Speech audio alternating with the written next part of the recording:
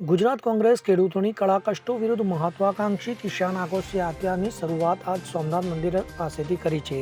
આ યાત્રા 6 થી 13 નવેમ્બર સુધી ચાલશે અને સૌરાષ્ટ્રના 11 જિલ્લાઓ જૂનાગઢ, અમરેલી, ભાવનગર, બોટાદ, સુરેન્દ્રનગર, મોરબી, રાજકોટ, જામનગર, પોરબંદર, ગીર સોમનાથ તથા દેવભૂમિ દ્વારકા પસાર થઈને દ્વારકામાં સમાપ્ત થશે। તો આ યાત્રા દ્વારા કોંગ્રેસ ખેડૂતોના 5 મુખ્ય સળગતા મુદ્દાઓને લઈને રાજ્ય સરકાર પર દબાણ વધારશે। તો પ્રથમ મુદ્દો છે ખેડૂતોના તમામ લોનની સંપૂર્ણ માફી। બીજું, દિવાળી પછીના આ મહિના વરસાદથી પાકના નુકસાન માટે વિશેષ પેકેજની માંગ। ત્રીજું, પશુઓ માટે મફત ચારોની વ્યવસ્થા। ચોથું, ઓગસ્ટ 2020થી ગુજરાતમાં બંધ થયેલી કેન્દ્રીય પાક વીમા યોજનાને પુનઃ શરૂ કરવાની જરૂરિયાત। અને પાંચમો, જમીન પર વાવેતર માટે ખેડૂતોને આર્થિક સહાય અને વીમો કવરની અભાવ।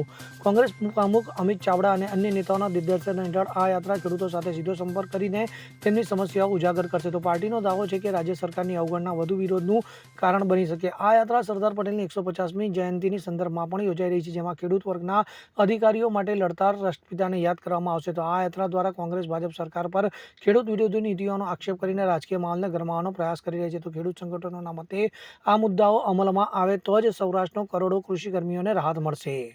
Bureau report, CN24 news. હવે જુઓ દેશ દુનિયાની તમામ ખબરો તમારી આંગળીના ટેરવે। ઉઠાવો મોબાઈલ અને ગૂગલ પ્લે સ્ટોર પરથી ડાઉનલોડ કરો અમારી CN24 ન્યૂઝ મોબાઈલ એપ।